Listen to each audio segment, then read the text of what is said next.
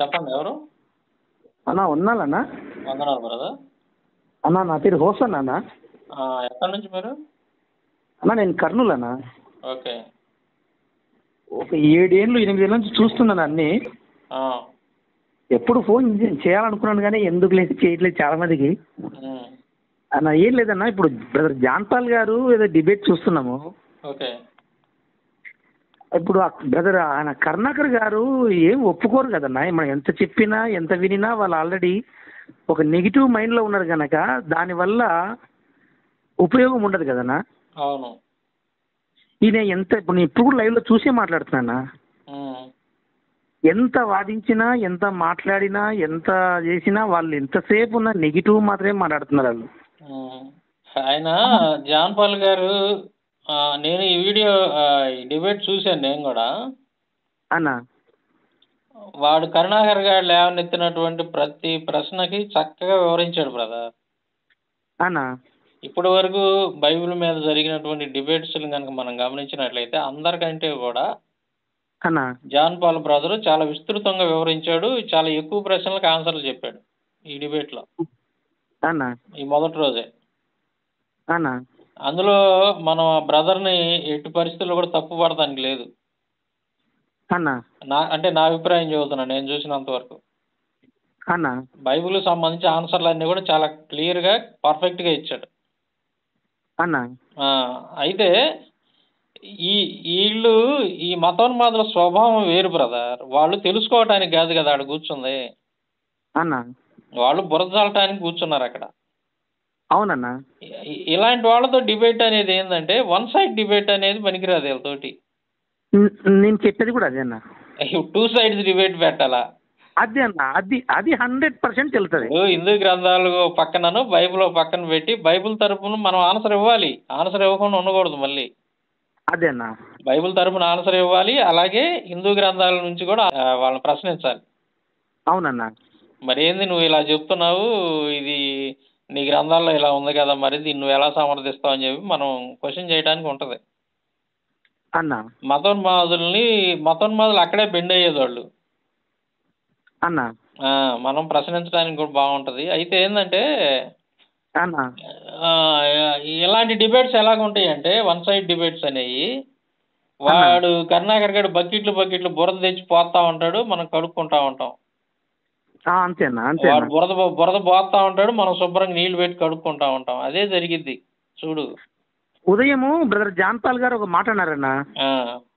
చాలా మంది నాకు మెసేజ్ పెడుతున్నారు, ఎందుకు అతనితో డిబేటు అవసరం లేదు, ఎందుకు ఒకవేళ పెడితే వాళ్ళ గ్రంథాల మీద కూడా పెట్టండి అని నాకు మెసేజ్లు పెడుతున్నారని చెప్పి మార్నింగ్ అన్నాడు. అప్పుడు ఆయన ఆ మాట అంటూ ఒక మాట అన్నాడు అన్న. ఇప్పుడు నేను త్రాగుబోతునైతే ఎదుటివాడు కూడా త్రాగుబోతైతే నువ్వు వచ్చి తాగొద్దురా అని నన్ను అంటే, నువ్వు కూడా తాగుతున్నావు కదా అంటే అప్పుడు అర్థం ఏంటి? నేను తాగుతున్నాను కాబట్టి నేను ఎదుటి వ్యక్తిని నువ్వు కూడా తాగుతున్నావు అని నీలో లోపం ఎత్తి చూపించినట్టు ఉంటుంది కదా అంటాడు ఆయన. అది కరెక్ట్ కాదు. అది ఎప్పుడు ఆపాదించవచ్చు అంటే దాన్ని అన్న, బ్రదర్ చెప్పిన మాటను మనం దానికి ఎప్పుడు ఆపాదించవచ్చు అంటే, ఇప్పుడు ఒక వ్యక్తి బైబిల్ నుండి ప్రశ్న మనల్ని అడిగినప్పుడు మనం బైబిల్ నుండి ఆన్సర్ చెప్పకుండా అన్న అరే నీ గ్రంథంలో ఇలా ఉంది కదా అని మనం అన్నాం అనుకోండి, అన్న అప్పుడు నువ్వు కూడా తాగుతున్నావుగా అనే మాట దానికి ఆపాదించవచ్చు మనం అలాంటి సందర్భానికి. అవునులేనా? అర్థమైంది నేను చెప్పింది? అవునన్నా. ఒక వ్యక్తి మనల్ని ప్రశ్నిస్తున్నాడు, అరే బైబిల్ మీ దేవుడు ఏంద్రా ఇలా చేశాడు అని అంటే, మనం బైబిల్ నుండి ఏమి ఆన్సర్ చెప్పకుండా రే మీ దేవుళ్ళు అలా చేశారుగా మీ గ్రంథాల్లో అని మనం బైబిల్ గురించి ఏం మాట్లాడకుండా కేవలం హిందూ గ్రంథాల మీదే మనం ఏలెత్తి చూపిస్తున్నాం అనుకోండి, అప్పుడు ఒక వ్యక్తి తాగుబోతాడు, అరే నువ్వు తాగుబోతాడురా అంటే నువ్వు కూడా తాగుబోతాడుగా అన్న మాట దానికి సరిపోయింది. కానీ దీనికి అలా ఆపాదించడానికి లేదు. దేనికి? ముందు మనం బైబిల్ నుండి ఆన్సర్ ఎప్పుడైతే చెప్తాం, వాడు అడిగిన దానికి ఫస్ట్ బైబిల్ నుండి ఆన్సర్ చెప్తాం.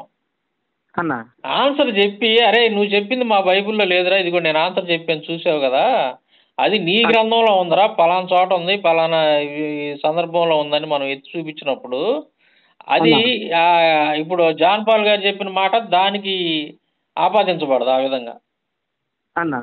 నేను చెప్పింది అర్థమైంది కదా? అర్థమైందన్న, అర్థమైంది. మనం బైబిల్ నుండి ఆన్సర్ చెప్పి వాడిని ప్రశ్నిస్తే నువ్వు తాగుబోతాడు కదా అంటే నువ్వు కూడా తాగుబోతాడు అనే మాట దీనికి అప్లికేబుల్ కాదు అది అన్న. మనం బైబిల్ నుండి ఆన్సర్ ఇస్తున్నాం, ఇచ్చి వాడిని ప్రశ్నిస్తున్నాం. అదే కదా చెప్తుంది ఇప్పుడు మీరంతా కూడా.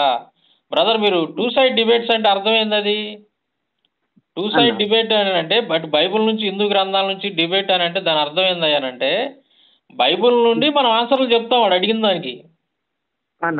బైబిల్ నుండి మనం ఆన్సర్లు చెప్పినప్పుడు నువ్వు కూడా తాగుపోతాడువే కానీ అన్నట్టు ఎందుకు అయింది ఆ సామెత? దీనికి ఎందుకు ఆ మాటని దీనికి ఎందుకు అప్లికేబుల్ అయింది? దీనికి ఇది కరెక్ట్ కాదు కదా. అదేనా మార్నింగ్ ఆ మాట విన్నప్పుడు అంటే నాలో లోపం ఉందని ఒప్పుకున్నట్టే కదా అని అన్నట్టుగా మాట్లాడాడు అనమాట. అది ఎప్పుడు ఒప్పుకున్నట్టు అయిందంటే మనం బైబిల్ నుండి ఆన్సర్ ఇవ్వకుండా. అదేనా మనం బైబిల్ నుండి ఏమి ఆన్సర్ ఇవ్వకుండా కేవలం వాడి గ్రంథాలనే మనం పదే పదే ఏలేది చూపిస్తున్నాం అనుకోండి, అప్పుడు ఒప్పుకున్నట్టు అయింది. ఇప్పుడు ఆ రకంగా అవతలి వాళ్ళు ప్రవర్తిస్తున్నారు కదా వాళ్ళ గ్రంథాల నుంచి వాళ్ళు చేస్తున్నారు అవన్నీ. అవును, కానీ వాళ్ళు మనం ప్రశ్నించట్లేదుగా. అవునవును, ఇప్పుడు వాళ్ళని ప్రశ్నించట్లేదుగా మనం. అది ఆ డిబేట్ కాదుగా ఇది. అవునవునన్నా, ఇప్పుడు అర్థమైంది నేను చెప్పింది. అర్థమైందన్న, అర్థమైంది. ఇప్పుడు బైబిల్ నుండి మనం ఆన్సర్లు చెప్పి తిరిగి వాడిని ప్రశ్నించడం అనేది జాన్ పాల్ గారు చెప్పిన మాట దీనికి ఆపాదించడానికి అది కరెక్ట్ సూటబుల్ కాదనమాట. అవునులేనా, అది బైబిల్ నుండి ఆన్సర్ చెబుతున్నాం మనం. రే నువ్వు తాగుబోతాడు రా అని అన్నప్పుడే నేను తాగుబోతుండే కాదురా, నువ్వు ఎక్కడ చూసావా నేను తాగుబోతుండని? నేను తాగటం నువ్వు చూసావా? ఎక్కడ చూసావురా నువ్వు నేను తాగుబోతుండని అని చెప్పి దమాయించి మనం నీ దగ్గర రుజువు ఉంటే చూపిరా అని చెప్పేసి మనం మాట్లాడుతున్నాం కదా.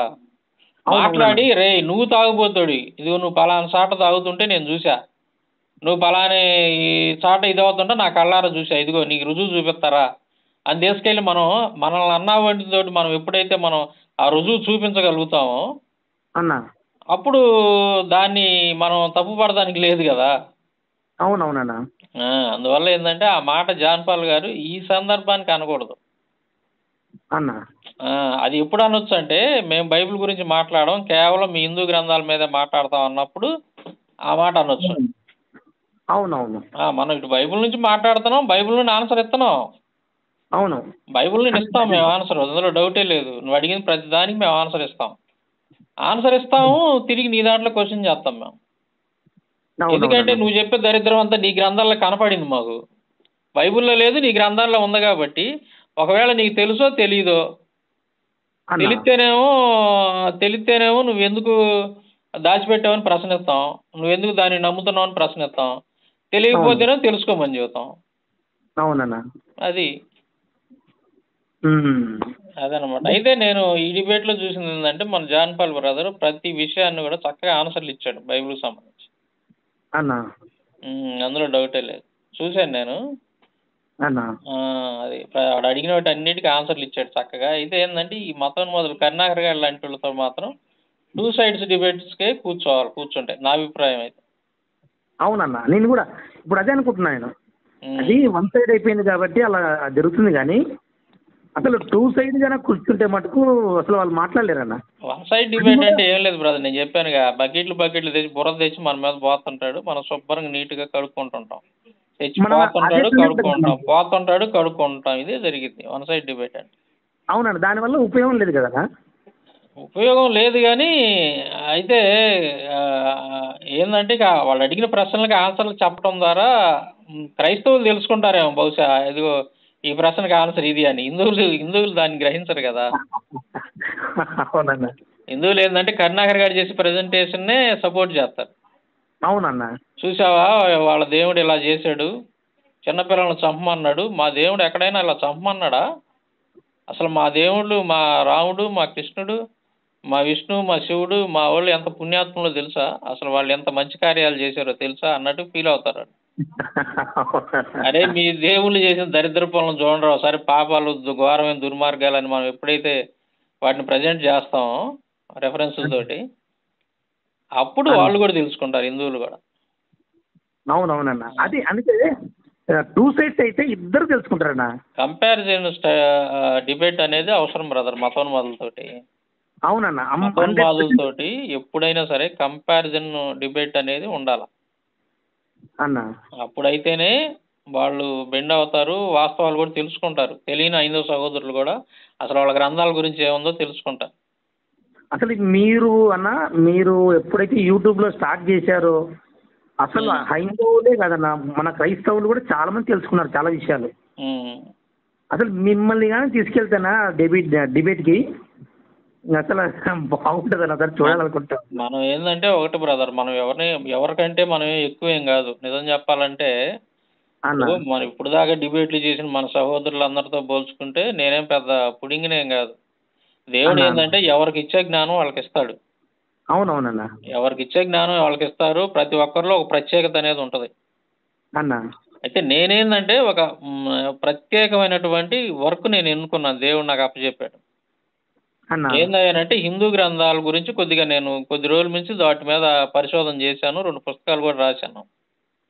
అన్న మీరు అసలు అది మీరు చెప్పిన తర్వాతనే నేను కూడా తెలుసుకున్నాను చాలా విషయాలు. అదే ఇప్పుడు స్టడీ చేశాం కాబట్టి వాళ్ళతోటి హిందూ గ్రంథాల మీద డిబేట్ చేయాల్సి వచ్చినప్పుడు కొద్దిగా మనకి అవగాహన ఉంది కాబట్టి హిందూ గ్రంథాల మీద చక్కగా ప్రజెంటేషన్ అవుతుంది. అలాగే బైబిల్ గురించి కూడా వాడు అడిగే ప్రశ్నలకు ఆన్సర్లు చెప్పగలుగుతాం మనం.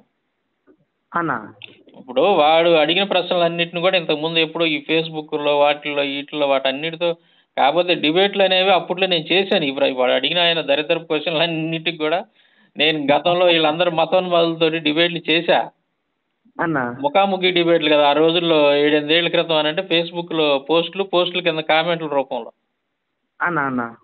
అట్లా చేసి ఎదుర్కొన్నాయి. ఆ ప్రశ్నలన్నీ నేను ఎదుర్కొన్నాయి. వాళ్ళకి ఆన్సర్లు కూడా చెప్పాం మనం. అయితే ఆ క్రమం లేదు. మళ్ళీ తిరిగి ఏం చేసేవాడిని అంటే వాళ్ళ గ్రంథాల్లోంచి తీసి ప్రశ్నించేవాడిని. అట్లాగా మనం ఏంటంటే మనకు తెలిసినంతలో ముఖ్యంగా ఏంటంటే వాళ్ళు మతోన్మాదులు ఎక్కడ బెండ్ అవుతారంటే వాళ్ళ గ్రంథాల్లో తీసి ప్రశ్నించినప్పుడే బెండ్ అవుతారు. అవునన్నా. వాళ్ళు నమ్మిన దాన్నే సత్యం అనుకుంటారు. వాళ్ళు చీకట్లో ఉన్నారు, అదే వెలుతురులో ఉన్నామని భ్రమలో ఉన్నారు వాళ్ళు. అవునన్నా. మనం బైబిల్ గురించి సత్యాన్ని చెప్పాలి ఫస్ట్. సత్యం మనం బైబిల్ గురించి ప్రకటించాలి, వాళ్ళకి చెప్పాలి. వాళ్ళు అడిగిన ప్రశ్నలన్నిటికీ ఆన్సర్లు చెప్పాలి. చెప్పి తర్వాత వెంటనే వాళ్ళ గ్రంథాలను ప్రశ్నించాలి మనం. అవునన్నా. వాళ్ళు చీకట్లో ఉన్నారని వాళ్ళు తెలుసుకునేటట్టు చేయాలి మనం. అన్న ఒక చిన్న డౌట్ అన్న, దేవునికి కామం ఏంటన్న అసలు? అదే కదా, అసలు కామం ఉన్న వ్యక్తి దేవుడు అవుతాడన్నా? అది వాళ్ళకి తెలియట్లేదు బ్రదర్. అది గొప్ప అనుకుంటున్నారు వాళ్ళు గొప్ప అనుకుంటున్నారు. అది అలా కామం ఉండటం, విచ్చలవిడిగా స్త్రీ లోలులుగా తిరగటం, ఇవన్నీ కూడా అది గ్రేట్గా ఫీల్ అవుతారు. అసలు అసలు ఊహిస్తేనే మర్చిపోతుంది అసలు. అందుకే కదా వాళ్ళు దేవాలయాల మీద శుభ్రంగా చెక్కి పెట్టుకున్నారు అన్ని. భూత బొమ్మలని ఎందుకు చెక్కి పెట్టుకున్నారంటే వాళ్ళకు ఉన్నటువంటి లక్షణాలన్నిటిని కూడా దేవుళ్ళు అని చెప్పి కొన్ని క్యారెక్టర్లు క్రియేట్ చేసి ఆ క్యారెక్టర్లకు ఆపాదించారనమాట. వాళ్ళతోటి చేపించారు ఆ రాసలీలలో ఆ పనికిమాలిన పనులన్నీ, ఆ బూతు పనులన్నీ. అదనమాట. అంటే ఇప్పుడు జరిగిన డిబేట్లు ఇప్పుడు ఎవరికంటే మనమేం పెద్ద పుడింగ్లు ఏం కాదు కానీ సహోదరుడు అంటే నేను ఇప్పటి వరకు జరిగిన డిబేట్లన్నీ నేను గమనించిన వాటిల్లో కరుణాకర్ గారితోటి విస్తృతంగా బైబిల్లో ఎక్కువ ప్రశ్నలు ఎదుర్కొన్నాడు, ఎక్కువ ఆన్సర్లు చెప్పాడు జాన్ పాల్ గారు. అలాగే చాలా చక్కగా కూడా చెప్పాడు, ఆన్సర్లు కూడా పర్ఫెక్ట్గా చెప్పాడు. సరే ఏడన్నా ఒకటి అరా ఇది ఇలా చెప్పుండొచ్చు అని ఎవరైనా అనుకోవచ్చు బహుశా. అది మానవ సహజంగా మనం ఏంటంటే అట్లాంటి సహజం, ఎక్కడన్నా ఒకటి అరా మనుషులం కాబట్టి అది ఆ సందర్భంలో సమయాన్ని ఆ టైంలో మనకు తొందరగా గుర్తు రాకపోవచ్చు, చెప్పలేకపోవచ్చు. అది ఎవరికైనా కామన్, అది ఉండేది ఆ బలహీనత. అవునన్నా. కాబట్టి ఏదేమైనా కానీ ఈ డిబేట్ నేను చూశాను ఉదయం నుంచి కదా, అప్పుడప్పుడు గమనించాను ఇదంతా. బ్రదర్ చక్కగా చెప్పాడు కానీ వీళ్ళకి ట్రీట్మెంట్ అయితే అది కాదు. అదేనా నా ఉద్దేశం కూడా అదే. దానివల్ల వాళ్ళు అసలు వాళ్ళు ఒప్పుకోవడం కాదు కదా, ఏముంటది అన్న అసలు.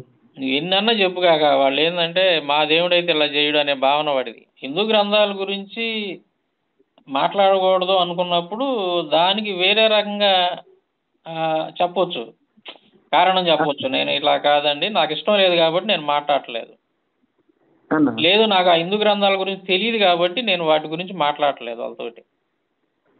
నాకు హిందూ గ్రంథాల గురించి పూర్తి అవగాహన లేదు కాబట్టి నేను డిబేట్ చేయట్లేదు ఆ గ్రంథాల మీద. నేను కేవలం బైబిల్ తెలుసు కాబట్టి బైబిల్ మీదే చేయాలనుకుంటున్నాను, చేస్తున్నానని చెప్తే అది బాగుంటది. కానీ నువ్వు తాగుబోతుడి కదా అంటే నువ్వు కూడా తాగుబోతుడివే అన్నట్టు ఉంటది అనేది కరెక్ట్ కాదు. అది అదేనా ఆ మాట అనేది దీనికి కరెక్ట్ కాదు. అవును. మనం బైబిల్ గురించి మాట్లాడుతున్నాము, ఆన్సర్ ఇస్తున్నాము, తిరిగి వాళ్ళని ప్రశ్నిస్తున్నాం కాబట్టి ఆ మాట దీనికి సరిపోదు అన్నా. అదనమాట. అదేనా నేను మీకు మన సుమారుగా ఒక 1 వీక్ నుంచి ట్రై చేస్తున్నా. ఈ రోజు దేవుని వల్ల కలిసింది మీకు ఫోన్. అదే మొన్న వికేఆర్ గారితో మీ ఇంటర్వ్యూ కూడా చూశాను అన్న. అందుకని ఆ రోజు మాట్లాడదామని ట్రై చేశాను. ఈ రోజు గురించి నాకు ఈ డిబేట్ విషయంలో మాత్రం నా అభిప్రాయం అది బ్రదర్. జాన్ పాల్ గారు చాలా చక్కగా ఆన్సర్లు ఇచ్చాడు. వాడికి కరుణాకర్ గాడికి చెప్తూ కొట్టినాడికి ఆన్సర్లు చెప్పాడు. చాలా బాగుంది, చాలా బాగుంది. కానీ అది వీళ్ళకి ఏంటంటే ఒక్కటే సరిపోదు వీళ్ళకి. అదే దానివల్ల ఉపయోగం లేదన్న వాళ్ళకి ఉపయోగం లేదు. కానీ తెలియని వాళ్ళు తెలుసుకుంటారు బ్రదర్ ఆన్సర్లు. ఇప్పుడు క్రైస్తవులు కానీ ఒకవేళ హిందువుల్లో కూడా అందరు మతోన్మాదులు ఉంటారు కదా. అవునవునన్నా. హిందువుల్లో కూడా మంచి వాళ్ళు ఉన్నారు. అవునన్నా. 10% మతోన్మాదులు ఉంటే 90% హైందవ సహోదరులు మంచి వాళ్ళే. అవునన్నా. చాలా అలాంటి వాళ్ళు ఏంటంటే ఇప్పుడు జాన్ పాల్ గారు బైబిల్ నుండి చెప్పినటువంటి ఆన్సర్లు ఏవైతే ఉన్నాయో ఆ విశ్లేషణ దానివల్ల తెలుసుకోవడానికి అవకాశం ఉంది. తప్పేం లేదు దాంట్లో. తెలుసుకుంటారులే, తప్పేం లేదులే. కానీ అయితే 2 sides జరిగితే ఇలాంటి వాళ్ళతోటి ఇంకా మంచి రిజల్ట్ ఉంటుంది మనకు అనేది నా అభిప్రాయం. ఇప్పుడు సేమ్ అదే అభిప్రాయంతోనే నేను మీకు కాల్ చేశానన్న. ఓకే. అది జాన్ పాల్ గారు చాలా చక్కగా చేశాడు ఈ డిబేట్ మాత్రం. ఈ రోజు జరిగిన దాంట్లో చాలా బాగుంది, వండర్ఫుల్గా ఉంది. మిగతా సబ్జెక్ట్ పరంగా బ్రదర్ చక్కగా బాగానే ఇచ్చాడు, ఆన్సర్లు ఇచ్చాడు. చాలా బాగుంది. అవునవునా. నేను అది గమనిస్తున్నాను. కాకపోతే నాకు అనిపించిన ఉద్దేశం ఏంటంటే ఇంత కష్టపడి ఉదయం నుంచి చెప్తున్నాడు కానీ వాళ్ళలో కనీసం ఇసుమంతా కూడా కనీసం ఒక్క విషయం కూడా ఒప్పుకొని ఈ డిబేట్ వల్ల నో యూజ్ కదా అని ఆ ఉద్దేశంతో నీకు ఫోన్ చేశానన్న. వాళ్ళు ఒప్పుకోరు బ్రదర్. మనం చెప్పేది వాళ్ళ దూరటానికి ఆల్రెడీ ఒకటి అడ్డుపడుతుంది అక్కడ. అవునన్నా. ఒక గోడలాగా ఒకటి అడ్డుపడుతుంది. ఏంటిది ఆ గోడ అని అంటే మా దేవుళ్ళే గొప్ప, మాకు 30 మంది దేవతలు ఉన్నారు, దేవుళ్ళు ఉన్నారు, మధ్యలో ఈ పరాయాల దేవుడు మాకెందుకు, ఇట్లాంటి భావజాలం కలిగిన దాన్ని ఒక గోడతో పోల్చాను. మనం సువార్త చదువుతుంటే ఈ గోడలాగా అడ్డుపడుతున్నాయి. అప్పుడు మనం ఏం చేయాలంటే ఈ సువార్త వాళ్ళలో పోవాలి అని అంటే ఆ గోడల్ని, ఆ పిల్లర్స్ని మనం బ్రేక్ చేయాలా, వాటిని పడగొట్టాలి. ముందు అడ్డుపడుతున్నాయో వాటిని పడగొట్టాలి, వాటిని తొలగించాలా. వాటిని ఎప్పుడైతే తొలగిస్తామో అప్పుడు మనం చెప్పే సువార్త అనేది వాళ్ళకి వెళ్ళింది. అది నా ఉద్దేశం కూడా. అది మా దేవుళ్ళు ఉన్నారు, మా దేవుళ్ళు అయితే ఇలా చేస్తారా, మా శివుడు, మా రాముడు, మా కృష్ణుడు అయితే యెహోవా దేవుడు అంతమందిని చంపించాడు, మా దేవుళ్ళు అయితే ఇలా చేస్తారా, దేవుడు అలా అలా ఇట్లా పోల్చుకుంటారు వాళ్ళు. వాళ్ళ దేవుళ్ళకి బైబిల్లో ఉన్నటువంటి మన దేవుడికి పోల్చుకుంటారు వాళ్ళు, పోలిక పెడుతుంటారు మనసులో. ఇప్పుడు జరుగుతున్నది పొద్దు నుంచి డిబేట్ పోల్చుకునేదను మాదే గొప్ప అనే భావనలో వాళ్ళు ఉంటారు. అన్న నేను ఈ మధ్యకాలంలో ఒక మాట నేను అది కామెంట్ కూడా పెట్టాను కానీ అది చాలా మందికి చేయడం తెలీదు. ఇప్పుడు బైబిల్లో తప్పు చేశారు అని నొక్కి చూపిస్తున్నారు కదన్నా. సరే, బైబిల్లో తప్పు చేశారంటే మానవ మాత్రం తప్పు చేశారు. అవును. లోతు కావచ్చు, దావీదు కావచ్చు, సొలొమోను కావచ్చు, వాళ్ళంతా మనుషులు. అవును. కానీ యేసు ప్రభువే స్వయంగా చెప్పాడు, నాలో పాపం ఉందని మీలో ఎవరు నిరూపించగలరా అని. ఈ మాట చెప్పగలిగిన వాళ్ళు ఎవరు లేరు కదా భూమి మీద ఇంతవరకు. ఎవరు లేరు కదా.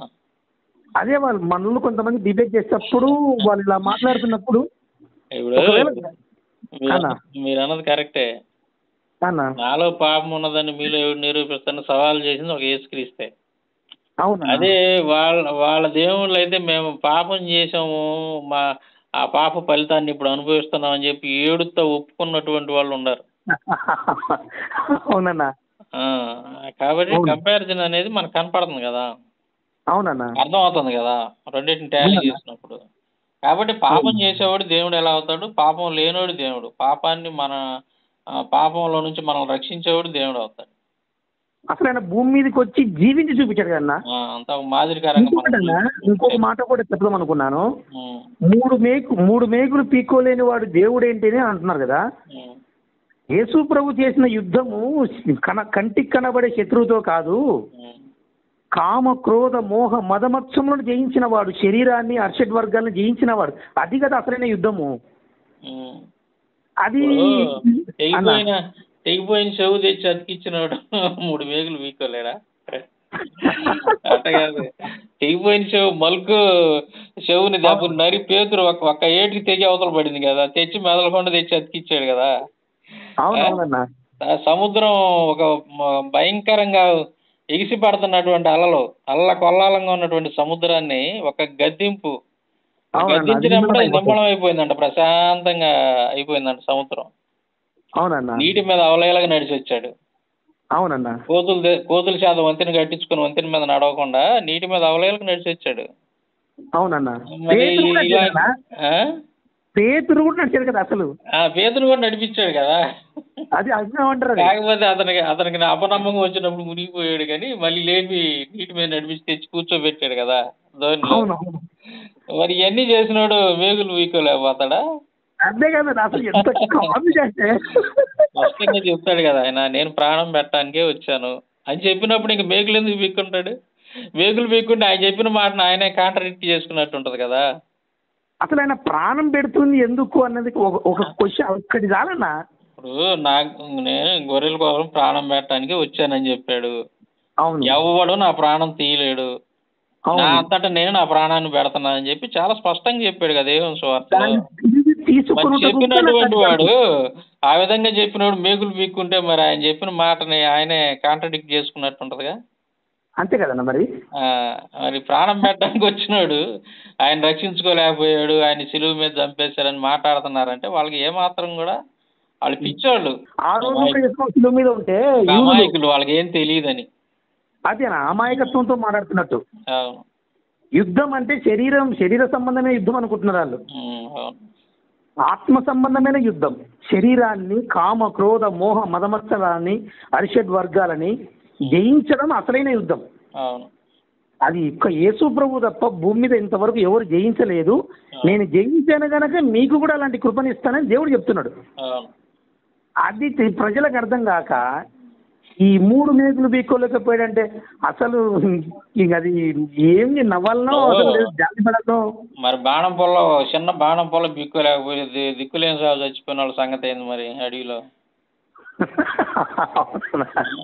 మరి దాని గురించి ఏమంటారు ఈ మతోన్మాదులు? అదేనా అట్లా 2 సైడ్ ఉంటే. అదే ఇప్పుడు వాళ్ళు ఆ మాట అన్నప్పుడు మనం ఈ మాట అన్నాం అనుకోండి, వాళ్ళకి బుద్ధి వచ్చింది, గబక్కన అనకుండా ఉంటారు, తెలుసుకుంటారు. అవునన్నా. అందుకే కంపారిజన్ అనేది ఉండాలంటాను నేను మతోన్మాదుల విషయంలో, అది మిగతా వాళ్ళ విషయంలో కాదు. మతోన్మాదుల విషయంలో మాత్రం ఆ కంపారిజన్ ఉండాలి. నేను 10 సంవత్సరాల అనుభవంతో చెబుతున్నా బ్రదర్ ఈ మాట. 10 సంవత్సరాల అనుభవంతో చెబుతాను. మతోన్మాదులు 10 ఏళ్ల నుంచి మనం వాళ్ళ మైండ్ సెట్ నాకు తెలుసు కాబట్టి, వాళ్ళ సైకాలజీ, వాళ్ళని ఎలా ట్రీట్ చేయాలనేది నేను గమనించాను, పరిశీలించాను. అవునన్నా, నేను కూడా గమనిస్తున్నాను మిమ్మల్ని 10 ఏళ్ళ నుంచి. అంటే నేనైతే మిమ్మల్ని 5 ఏళ్ళ నుంచి చూస్తున్నాను. మేము ఈ వీడియోస్ కూడా చూస్తున్నాను. కరెక్ట్గా. కానీ ఎంత విచిత్రమైన ఫోన్ వస్తాయన్నా మీకు. నేనే షాక్ అయిపోయాను చాలాసార్లు. తగులుతుంటారు, విచిత్రమైన మనుషులు ఉన్నారు ఈ మతోన్మాదులు కూడా. మతోన్మాదులు కూడా ఉన్నారు కొంతమంది. అసలు వాళ్ళకి ఏం తెలియదు, డైరెక్ట్గా ఫోన్ చేసి బూతులు మాట్లాడుతుంటారు. అసలు సబ్జెక్ట్ మాట్లాడితే మీ దగ్గర తెలుసా వాళ్ళకి, ఆవేశపడకుండా సబ్జెక్టు మాత్రమే మాట్లాడితే మీతో మాట్లాడలేరన్న. అందుకనే వాళ్ళు అలా ప్రవర్తిస్తారు. రెచ్చగొడతారు ఏదో ఒకటి, మాట్లాడతారు. అదన్నా. సరే అన్న, మీరు పుస్తకాలు రాసినట్టు కదన్నా, అది ఒకసారి నేను మీకు కాల్ చేసి నేను అమౌంట్ పంపించి తెప్పించుకుంటానా? అవి వస్తాయి బ్రదర్ అన్న, వస్తున్నాయి, తొందరలోనే వస్తున్నాయి బ్రదర్. రాగానే నేను ఫోన్ చేస్తాను, చెప్తానులే వీడియో పెట్టి. అన్న తప్పకుండా అన్న. ఓకే అన్న, థ్యాంక్ యూ అన్న. Thank you brother. అన్న ప్రైజ్ లార్డ్ అన్న.